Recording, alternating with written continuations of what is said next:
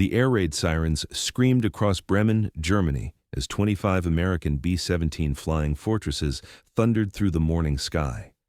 Inside the lead bomber, a young pilot named Captain Robert Morgan gripped the controls of his beloved aircraft, the Memphis Belle.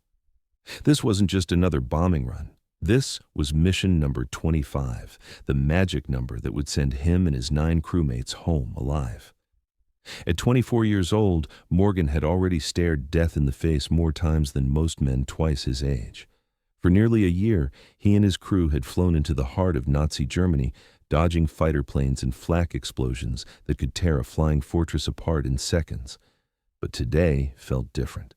Today, if they could just complete this one final mission over the submarine pens of Bremen, they would become the first heavy bomber crew in the European theater to finish their tour of duty with all 10 men still breathing. The statistics were sobering. Most B-17 crews never made it past their 10th mission. The average life expectancy of a bomber crew was just 6 weeks. Yet somehow, against all odds, the Memphis Belle had brought her boys home 24 times.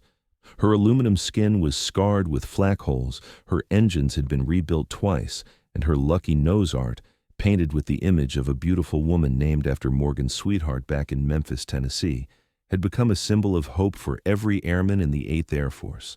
But hope and luck could only carry them so far. As the German coastline appeared below and the first black puffs of anti-aircraft fire began to bloom around them, Morgan whispered a prayer that had become his ritual. "Bring us home one more time, Belle. Just one more time." But before we witness this historic mission, let's discover the aircraft that became an immortal symbol. If you love inspiring historical stories like this one, hit that like button right now. The Memphis Belle wasn't just any flying fortress, she was something truly special. Born in the Boeing factories of Seattle, this particular B-17F rolled off the assembly line with serial number 41-24485, destined to become the most famous bomber in aviation history. What made her extraordinary wasn't just her construction, but the love story that gave her a name. Captain Robert Morgan had fallen head over heels for Margaret Polk, a beautiful young woman from Memphis, Tennessee. When it came time to christen his aircraft, there was no question what she would be called. The Memphis Belle would carry not just bombs and bullets, but the hopes and dreams of a young man desperately wanting to survive the war and marry his sweetheart. The B-17F Flying Fortress was already a marvel of American engineering, but the Belle seemed to possess something beyond mere aluminum and steel. Stretching 74 feet from nose to tail, she bristled with 13.50 caliber machine guns positioned strategically to create overlapping fields of fire. Her 4 Wright R-1820 Cyclone engines could push her through the sky at 287 miles per hour, carrying up to 6,000 pounds of bombs deep into enemy territory. But what truly set the Flying Fortress apart was her incredible ability to absorb punishment and keep flying. The Belle's crew would soon discover this firsthand as she took hit after hit from German flak and fighter planes, yet somehow always managed to bring her boys home. The Boeing engineers had designed the B-17 with redundancy in mind. If one system failed, another would take its place. Multiple fuel tanks, backup electrical systems, and a robust airframe meant that even catastrophic damage often wasn't fatal. The Belle embodied this resilience perfectly, earning her reputation as virtually indestructible. Her thick armor plating protected vital areas, while her self-sealing fuel tanks prevented the kind of explosive fires that claimed so many other aircraft. This wasn't just a machine. She was a guardian angel wrapped in aluminum skin, carrying 10 precious lives through the most dangerous skies in history. But the Memphis Belle's true power lay not in her weapons or armor, but in what she represented. In an era when survival seemed impossible and hope was in short supply, she became a symbol that ordinary Americans could beat the odds. Every time she returned from a mission, battered but intact, she proved that determination and a little bit of luck could triumph over seemingly insurmountable odds. But what made the Memphis Belle truly legendary wasn't just the machine. It was the extraordinary men who flew her into battle. 10 souls bound together by courage, loyalty, and an unbreakable determination to see each other through the war alive. If this story of brotherhood and bravery resonates with you, hit that subscribe button to see more stories just like this one. At the heart of the Memphis Belle's legend stood Captain Robert K. Morgan, a young man from Asheville, North Carolina, who would become one of America's most celebrated bomber pilots. At just 24 years old, Morgan possessed an almost supernatural ability to navigate his flying fortress through the deadliest skies over Europe. What set him apart wasn't reckless bravado, but rather a cool-headed leadership style that inspired absolute confidence in his crew. Morgan had a gift for reading the battlefield. He could sense when to push through flak fields and when to take evasive action, when to hold formation, and when to break away from danger. His crew trusted him with their lives because he had proven time and again that he valued those lives above everything else, including the mission itself. But Morgan couldn't fly the Belle alone. Every successful mission depended on the perfect coordination of 9 other brave souls, each playing a vital role in keeping their flying fortress in the air. Co-pilot James A. Verines from Connecticut served as Morgan's right-hand man, a steady presence who could take over the controls at a moment's notice. The crew called him Jimmy, and his unflappable demeanor under fire earned him the complete respect of every man aboard. When flak bursts rocked the Belle or enemy fighters screamed past their cockpit, Verines remained calm and focused, his hands ready to take the yoke if Morgan was wounded or incapacitated. In the nose of the aircraft sat Bombardier Captain Vincent B. Evans from Alabama, the man whose steady nerves and keen eyesight would determine whether their missions succeeded or failed. Evans was known throughout the squadron as having eagle eyes. He could spot targets through smoke and clouds that other bombardiers missed entirely. Navigator Captain Charles B. Layton from Michigan worked alongside Evans, plotting courses that would take them safely to their targets and, more importantly, back home again. These 2 men formed the brain trust of the Memphis Belle, calculating wind speeds, plotting courses, and identifying targets with scientific precision, even while German fighters swarmed around them like angry hornets. The remaining 6 crew members, the gunners who defended their fortress from enemy attacks, came from small towns across America. Staff Sergeant Robert J. Hansen from Wisconsin manned the ball turret beneath the aircraft, perhaps the most vulnerable and terrifying position on any B-17. Technical Sergeant Eugene A. Adkins from Oklahoma operated the radio and served as waist gunner, while Staff Sergeant Clarence E. Winchell from Michigan proved to be one of the deadliest aerial gunners in the entire 8th Air Force. Sergeant Casimir A. Nastel from New Jersey, Sergeant Cecil H. Scott from New Mexico, and Sergeant Harold P. Locke from Illinois rounded out this band of brothers, each man ready to lay down his life for the others without hesitation. What made this crew truly special wasn't their individual skills, but the unbreakable bond they forged together. They had earned the nickname Lucky throughout their base at Bassingbourn, England, because somehow, some way, the Memphis Belle always brought all 10 of them home. Other crews would lose men to flak bursts or fighter attacks, but Morgan's boys seemed to lead charmed lives. They developed rituals and superstitions that they believed kept them safe. Morgan would kiss the Belle's nose art before every mission, while the gunners would tap their ammunition belts 3 times for luck. More than superstition, though, these men genuinely loved each other like brothers. They shared their letters from home, their fears about the war, and their dreams of what they'd do when they finally made it back to America.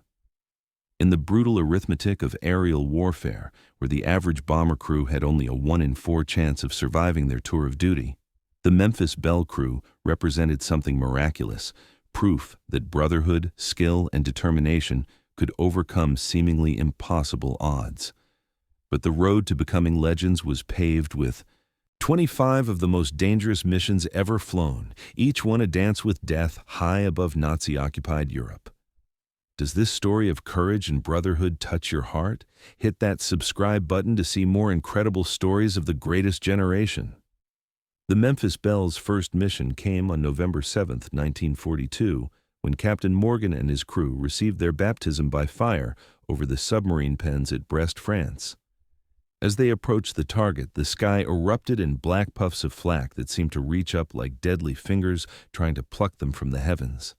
For the 10 young Americans inside the Belle, this was their first taste of what combat really meant, not the sanitized version they'd trained for back in the States, but the raw, terrifying reality of men trying to kill them with every tool at their disposal.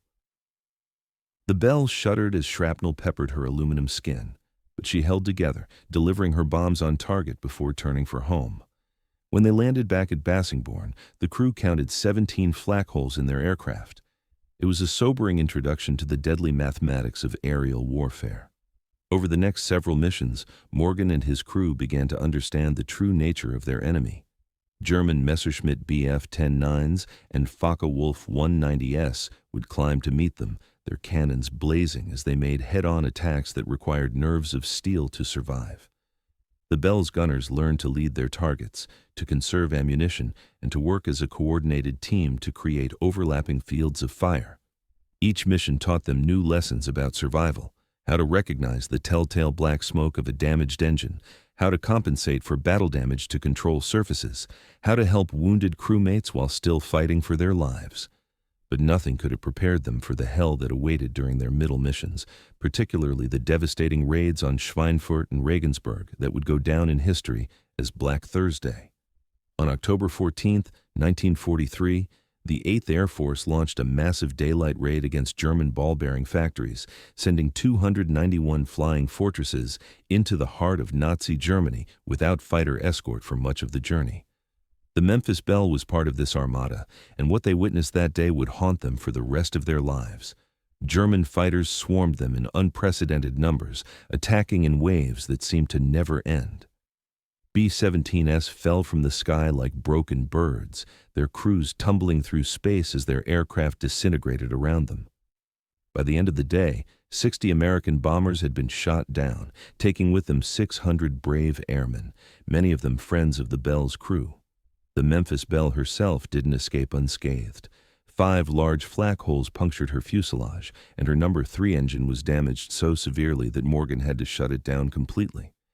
For 3 agonizing hours, they flew home on 3 engines, while German fighters continued to press their attacks.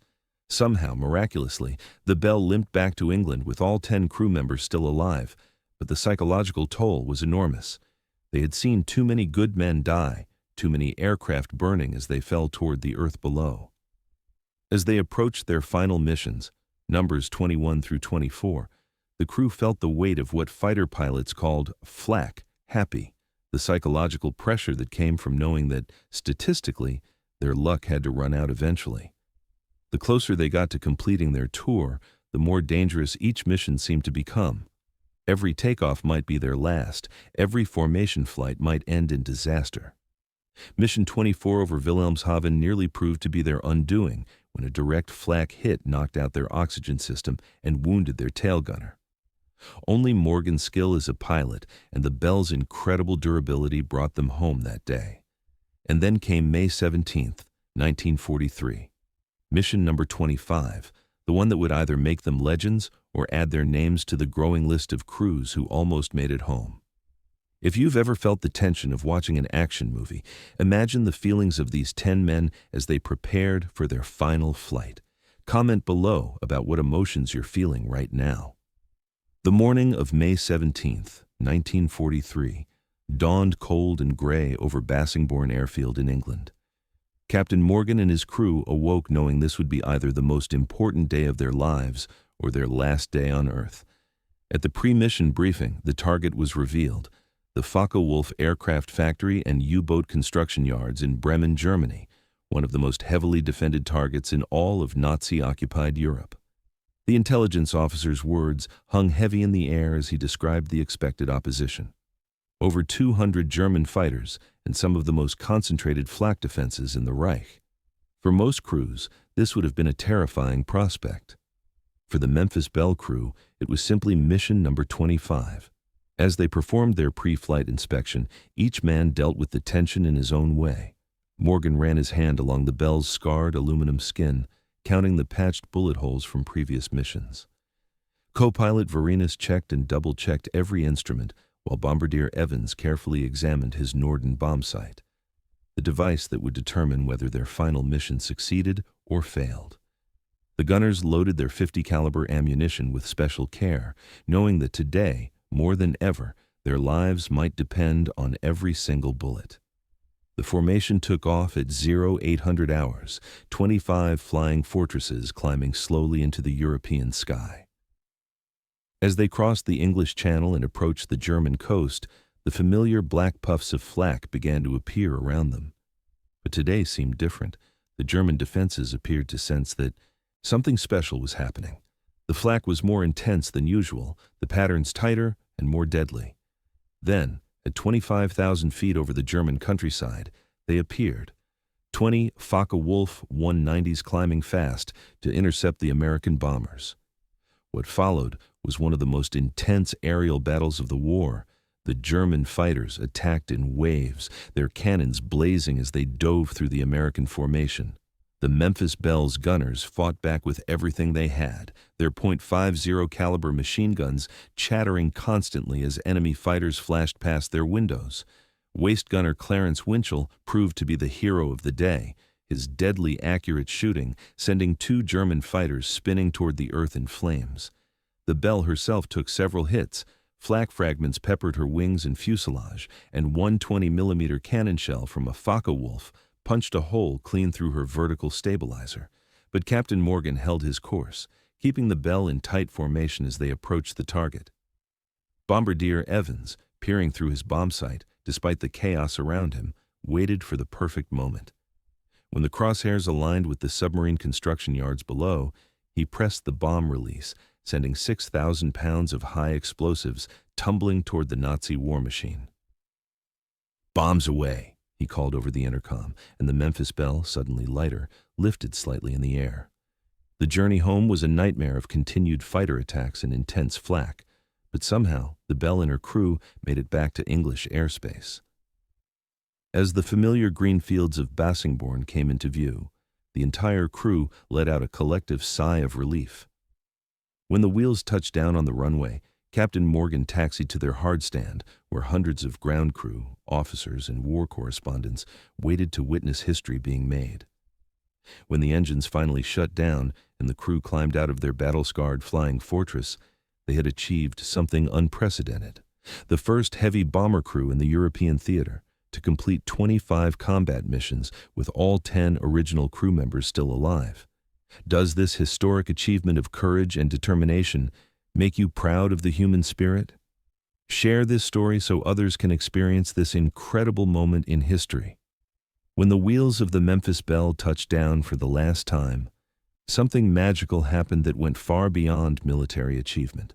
The War Department, recognizing the incredible propaganda value of a crew that had beaten impossible odds, immediately pulled Morgan and his men from combat duty and sent them on a whirlwind tour across America. This wasn't just any publicity campaign. It was a carefully orchestrated effort to show the American people that their boys could win this war, that the enormous sacrifices being made on the home front were worth it. The Memphis Belle War Bond Tour became a sensation that captured the imagination of an entire nation. From June through August 1943, Captain Morgan and his crew traveled to 31 cities, appearing before massive crowds that totaled over 2.5 million Americans hungry for heroes and hope. In New York City, they spoke to 100,000 people gathered in Central Park. In Hollywood, they rubbed shoulders with movie stars like Clark Gable and Jimmy Stewart, men who themselves would soon join the war effort. The tour was an unprecedented success, raising an astounding $32 million in war bonds, money that would help build more bombers, train more crews, and bring the war closer to its conclusion. But the Memphis Belle's impact went far beyond fundraising. The crew became the living embodiment of what came to be known as the greatest generation, ordinary Americans who rose to extraordinary heights when their country needed them most. In 1944, Hollywood director William Wyler, who had actually flown combat missions with the Belle crew to film their story, released a documentary that won the Academy Award for Best Documentary.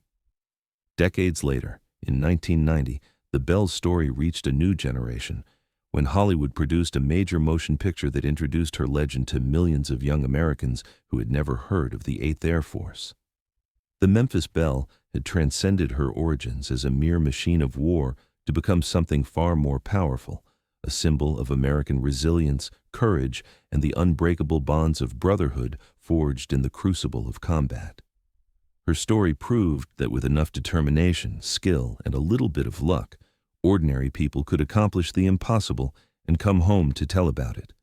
But behind all the glory and acclaim were 10 very human stories of men who had simply wanted to do their duty and return home to the people they loved. Should stories of courage like this be remembered and shared with future generations? Leave a comment with your thoughts on keeping these heroic legacies alive.